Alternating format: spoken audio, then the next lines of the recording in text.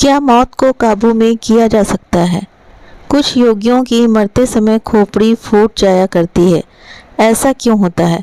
मुख्यतः मानव शरीर में 9 छेद होते हैं। प्राण इन्हीं 9 छिद्रों से होकर निकलता है। अक्सर पापी या साधारण इंसान का प्राण अधोमार्ग अर्थात नीचे के छिद्रों से निकलता है। अक्सर आपने देखा होगा कि किसी किसी व्यक्ति का प्राण निकलते समय मल भी निकल जाता है। ऐसा इसलिए होता है क्योंकि प्राण शरीर से बहुत ही मुश्किल और कष्टदायक विधि से निकलता है। एक योगी मुद्रा और बंध के अभ्यास से शरीर के 9 छिद्रों को बंद कर सकता है। एक पहुंचा हुआ योगी त्रिकालदर्शी होता है, अर्थात तीनों काल को जानने वाला।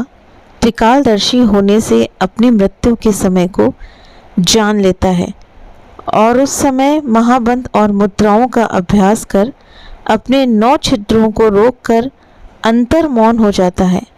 यमदूत प्राण निकालने आते हैं, लेकिन शरीर के अंदर जाने का रास्ता न मिलने के कारण वापस चले जाते हैं और ऐसे एक महायोगी मृत्यु के काल को जीत लेता है। अब मृत्यु उसके हाथ में होती है, वह चिरंजीव हो जाता है। जब वो चाहे तब अपना शरीर को त्याग कर सकता है। ऐसी स्थिति मूलाधार चक्र से कुंडलिनी शक्ति को जागृत कर 7 चक्रों को भेदती हुई सहस्त्रसार चक्र तक पहुंचने के बाद ही संभव है। ये क्रियाएं किसी पहुंचे हुए योगी के सानिध्य में ही संभव है। सहस्त्रार चक्र हमारे शरीर का 10वां द्वार है जो योग के मार्ग से ही खोला जा सकता है। और जब ये एक महायोगी का प्राण सहस्त्रार चक्र से निकलता है तो वो मजबूत खोपड़ी की हड्डी फूटती है और महायोगी का प्राण हमेशा हमेशा के लिए ब्रह्मांड में विलीन हो जाता है। जरूरी नहीं है कि सबकी खोपड़ी की हड्डी फटे, किसी किसी की खोपड़ी की हड्डी में छिद्र के माध्यम से भी प्राण ब्रह्मलीन हो जाता है। आपको क्या लगता है कि ये सही है या गलत है? मेरे हिसाब से तो मृत्यु को कभी भी टाला नहीं जा सकता है।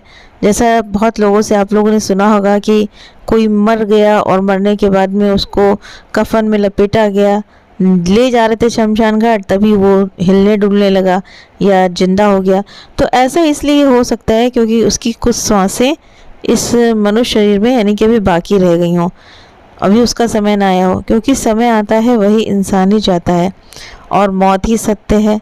तो मृत्यु को हम टाल नहीं सकते हैं, लेकिन इसके अभ्यास करने से हमें जो हमारे अंदर से जो प्राण है वो बहुत ही इजीली निकल जाएंगे। लेकिन जैसे हर चीज़ के लिए हमें प्रैक्टिस करने की ज़रूरत होती है, जैसे प्रैक्टिस पर मैन परफेक्ट हम बनते हैं, तो इसी वजह से इसका भी अभ्यास अगर हम कर लें तो जो इतना कष्ट होता है मृत्यु के समय वो नहीं होगा।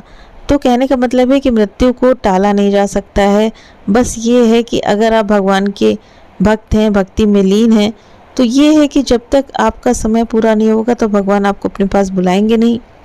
लेकिन अगर आपने परमात्मा के ऊपर पूरा अपना विश्वास बनाए रखा है तो परमात्मा फिर ये कर सकता है कि आपके कष्टों को वो कम कर सकता है। ऐसा नहीं है कि मिलेगा नहीं, या मृत्यु के समय जो आने वाली हमें पीड़ा होती है तो उस पीड़ा से अगर हम हटना चाहते हैं, अगर हम इससे हटना चाहते हैं तो उसके लिए हमें अभ्यास करना पड़ेगा।